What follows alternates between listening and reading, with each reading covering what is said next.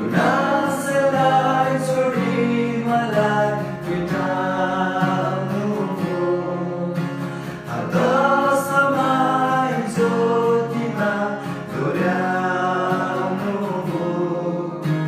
गुनासलाई छोडी मलाई भेटाउनुभयो आदर्शमाई ज्योतिमा डोर्याउनुभयो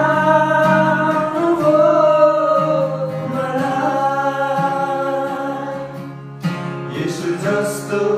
माया गर्ने अरु कोही छैन